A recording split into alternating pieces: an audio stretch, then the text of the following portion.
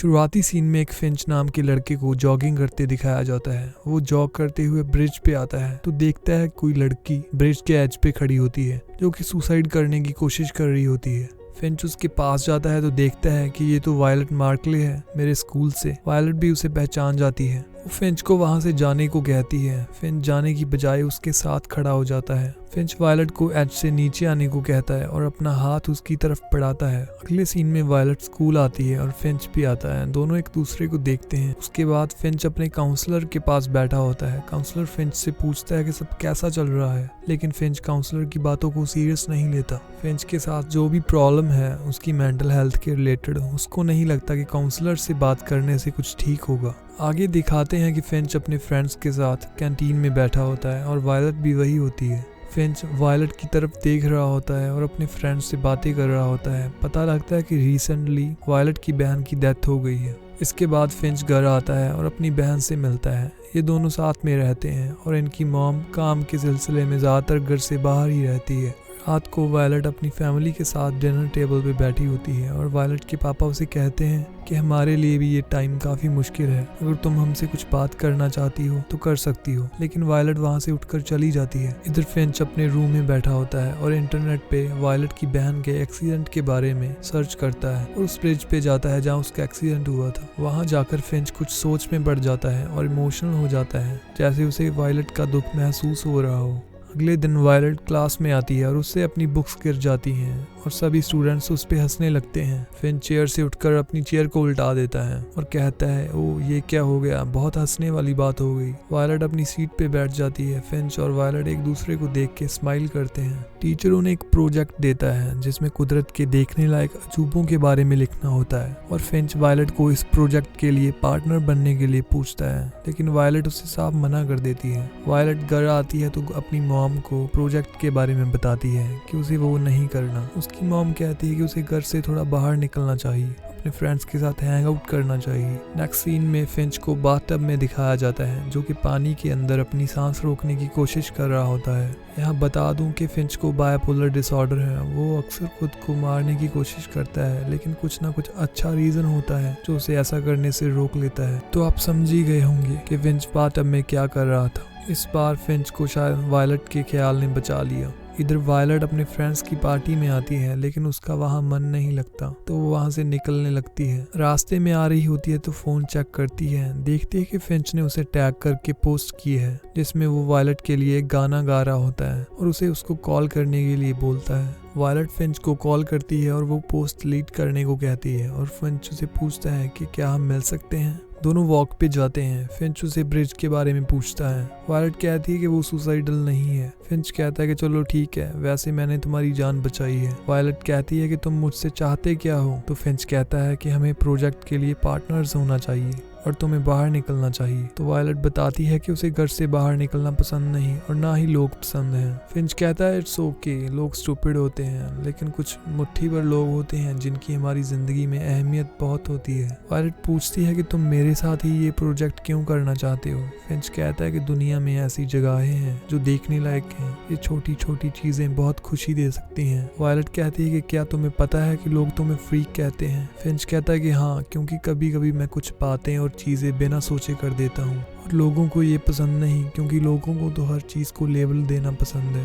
वो तुम्हें उसके लिए पसंद नहीं करेंगे जो तुम हो, बल्कि चाहेंगे कि वैसे बनो जैसे वो चाहते हैं। इसके बाद वायलट फिंच को गुड नाइट बोलकर वहां से चली जाती है और अगले दिन फिंच वायलट से, जो कि साइकिल पे जा रही होती है, उसको घूमने जाने को पूछता है। तो वायलट कहती है कि वो कार में नहीं जाएगी। वायलट का कार में ना जाने का रीजन होता है कि उसकी बहन के एक्सीडेंट के बाद उसने कार में कभी भी ट्रेवल नहीं किया। दोनों साइकिल पे जाते हैं और कुदरत के देखने लायक अजूबे वाली जगह पे पहुंचते हैं। तो वायलट देखकर कहती है कि ये क्या है और उस पर हंसने लगती है कि तुम इस जगह की बात कर रहे थे। दोनों हंसने लगते हैं और वायलट एकदम चुप हो जाती है। तो फिंच कहता है कि हंस लो, इसी बहाने तुम हंसी तो सही, हंसने के पैसे नहीं लगते। दोनों अपने अपने घर आते हैं और एक दूसरे को टेक्स्ट करने लगते हैं। फिंच वायलट के घर के बाहर आके उसे सरप्राइज देता है और उसको उसके साथ चलने के लिए कहता है। वायलट भी मान जाती है। दोनों साइकिलिंग करते हुए एक जगह पे पहुंचते हैं जहां दीवार पे लिखा होता है कि before I die fill in the blank, जिसपे फिंच लिखता है कि मरने से पहले मैं जीना चाहता हूँ और वायलट लिखती है कि वो मरने से पहले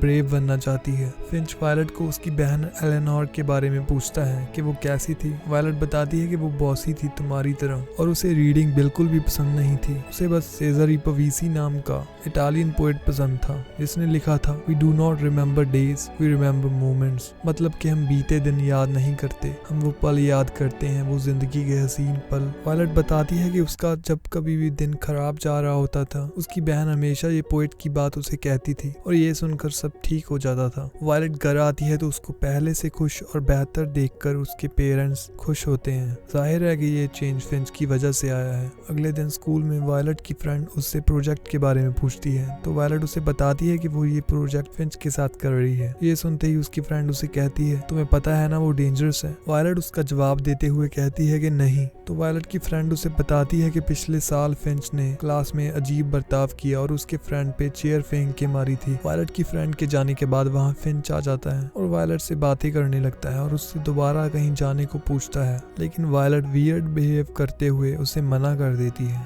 तभी वायलट का फ्रेंड आ जाता है जो कि उसका एक्स बॉयफ्रेंड भी होता है और वो फिंच को वायलट से दूर रहने को बोलता है और उससे सब लोगों की तरह फ्री कहकर बुलाता है। अगले दिन फिंच काउंसलर के ऑफिस में बैठा होता है और काउंसलर पूछता है सब कैसा है फिंच। फिंच कहता है कि पहले की तरह ही है, लोग उसे हमेशा ये कहते रहते हैं कि वो एक फ्रीक है। अगले दिन वायलट अपने घर के बाहर देखती है तो उसके लॉन में फिंच सो रहा होता है। वो उसे उठाती है और पूछती है कि तुम यहाँ क्या कर रहे हो। तो फिंच उसे कहता है कि एक जगह है काफी मजेदार है, चलो वहाँ चलते हैं। वायलट कहती है कि प्रोजेक्ट खत्म हो गया है, मुझे नहीं जाना। तो फिंच कहता है कि प्रोजेक्ट के बारे में नहीं, तुम्हारे बारे में है, तुम्हारी खुशी के बारे में है जो तुम हमेशा घर में बंद रहती हो और स्कूल से घर, घर से स्कूल, ये कोई जिंदगी है। फिंच वायलट को मनाता है कि वो गाड़ी ज़्यादा तेज नहीं चलाएगा, चलो चलते हैं। तो वायलट भी मान जाती है। दोनों कार में जाने लगते हैं। कार में जाते वक्त वायलट फिंच को बताती है और इमोशनल हो जाती है उस एक्सीडेंट वाले दिन को याद करके जिस दिन वो अपनी बहन एलेनोर के साथ कार में जा रही थी और ब्रिज पे उनका एक्सीडेंट हो जाता है और वायलट को जब होश आता है वो हॉस्पिटल में होती है और उसकी मॉम उसे बताती है कि एलेनोर अब नहीं रही। ये सब याद करके वायलट रोने लगती है।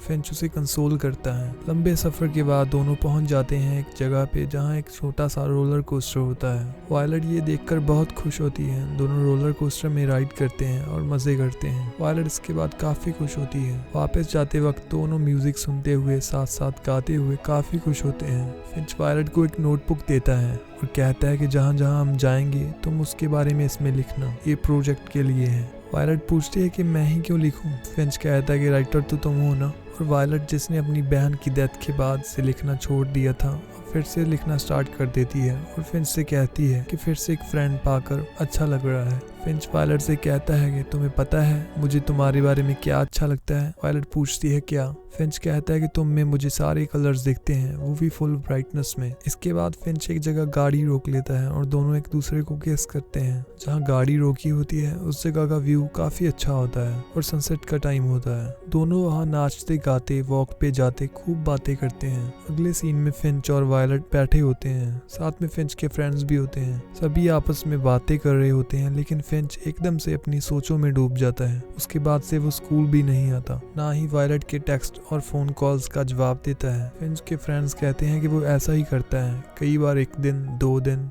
एक बार तो ऐसा हुआ था कि वो हफ्ते तक वापस नहीं आया। वापस आकर उसने बोला कि वो कैंपिंग के लिए गया था। वायलट कहती है कि ये सब ठीक नहीं, एक रिप्लाई तो कर सकता है ना। वायलट घर आती है तो फिंच वहाँ बैठा होता है, उसके पेरेंट्स से बातें कर रहा होता है। वायलट उससे मिलते ही कहती है कि ना कोई फोन ना कोई टेक्स्ट, ऐसे कौन करता है। उस पर गुस्सा होती है लेकिन फिंच ऐसे एक्ट करता है जैसे कुछ हुआ ही ना हुआ हो और वो ढेर सारे फ्लावर्स के साथ वायलट को सरप्राइज करता है। वायलट भी फ्लावर्स देखकर खुश हो जाती है। फिंच वायलट को एक लेक पे लेके जाता है। बताता है कि 1950 में कुछ लड़के यहाँ स्विमिंग करने गए और बाहर ही नहीं आए, उनकी बॉडीज भी नहीं मिली। वायलट कहती है डूब गए होंगे। फिंच कहता है कि या फिर लेक की गहराइयों के उस पार कोई दूसरी दुनिया हो, वहाँ चले गए हों। फिंच अपने कपड़े उतारते हुए कहता है कि मैं स्विम करने जा रहा हूँ, तुम भी आ जाओ। वायलट बात टालते हुए कहती है कि मुझे नहीं आना। फिंच पूछता है कि तुम्हें लाइफ में किस चीज से डर लगता है। वायलट कहती है कि मुझे मरने से डर लगता है। फिंच कहता है मैं नहीं मानता, सच सच बताओ किस चीज से डरती हो।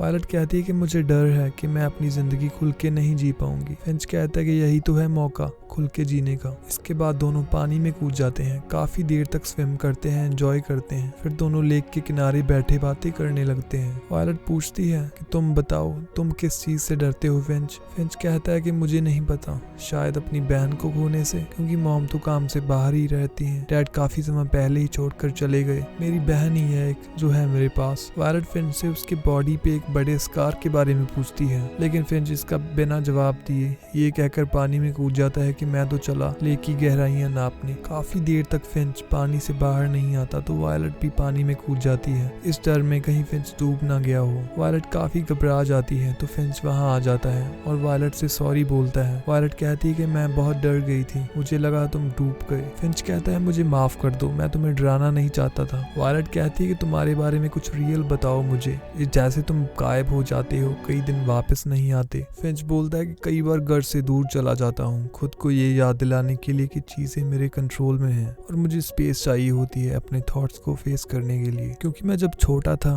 मेरे फादर काफी वायलेंट थे और मुझे मारते थे, उनकी वजह से मेरी बॉडी पे ये स्कार है। वायलट सब समझ जाती है और फिर दोनों रेलवे ट्रैक्स पे जाते हैं, जहाँ एक अबैंडन ट्रेन के डब्बे में जाकर बैठ जाते हैं और वहाँ बातें करते हैं और दोनों वहाँ इशारे भी करते हैं, हाँ if you know what I mean. इसके बाद नींद आने की वजह से पता ही नहीं चलता कब सुबह हो जाती है। वायलट जल्दी जल्दी घर आती है जहाँ उसके पेरेंट्स काफी चिंता कर रहे थे। फिंच उन्हें सॉरी बोलता है कि उसकी वजह से वो रात भर बाहर रही। इधर फिंच घर पे आता है तो काफी गुस्सा होता है और अपने रूम में चीजें इधर उधर करने लग जाता है।